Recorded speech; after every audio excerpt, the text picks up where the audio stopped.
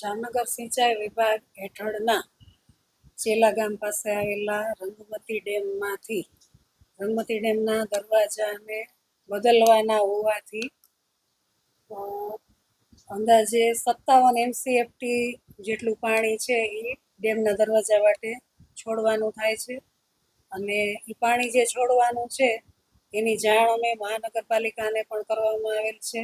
મહાનગરપાલિકા દ્વારા પણ પાણી છે એને કેનાલ વાટે તળાવમાં લઈ આવવા માટેની કાર્યવાહી હાલમાં કરવામાં આવી રહેલ છે.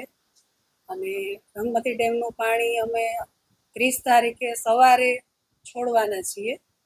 એટલે 30 તારીખે સવારથી ડેમના નીચે નદીના પટમાં અવર જવર ના કરવા સૂચના આપવામાં આવેલ છે.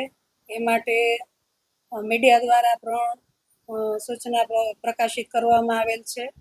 રંગમતી ડેમની નીચવાસમાં ચંગા, ચેલા, દરેડ, જામનગર, નવા નાગના, જૂના નાગના અને નવા ગામ ગેડ વિસ્તાર આ તમામ ગામોને સાવચેતી રાખવા અને નદીના પટમાં અવર જવર ના કરવા સૂચના છે.